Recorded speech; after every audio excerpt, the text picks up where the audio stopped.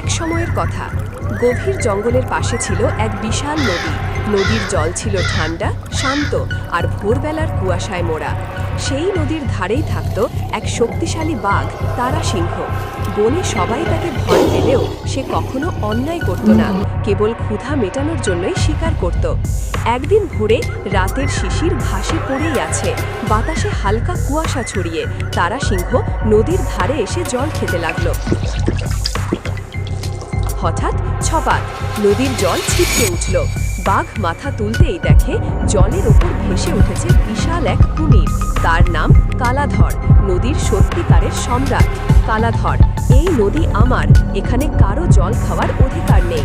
তারা সিংহ শান্ত স্বরে বলল, নদীর জল সবার, প্রকৃতি কারো একার নয়।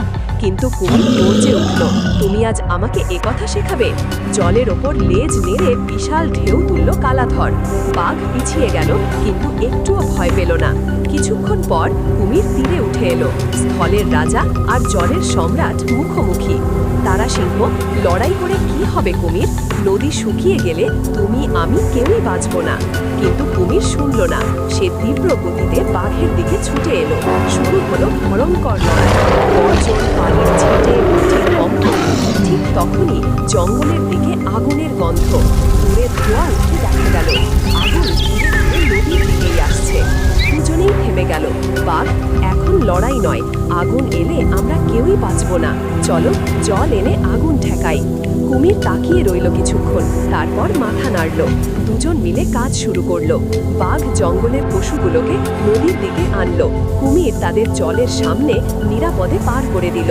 নদীর জল দিয়ে আগুন ঠেকাতে লাগলো তারা। কিছুক্ষণ পর আগুন কমে গেল, জঙ্গল বেঁচে গেল, সব প্রাণী রক্ষা পেল। কুমির ধীরে বলল, তুমি ঠিক বলেছিলে, নদীর জল সবার, আজ না হলে সব শেষ হয়ে যেত। বাঘ হেসে বলল, প্রকৃতি বাঁচলে তবেই আমরা বাঁচব। সেদিন থেকে বাঘ আর কুমির শত্রু নয়, তারা হয়ে গেল নদীর রক্ষক। তো ছোট্ট বন্ধুরা, কেমন লাগলো এই গল্পটা? গল্পটা ভালো লাগলে ভিডিওটিতে একটি লাইক করে চ্যানেলটি সাবস্ক্রাইব করে বেল আইকনটিতে ক্লিক করে দিও। সবাইকে ধন্যবাদ জানাই।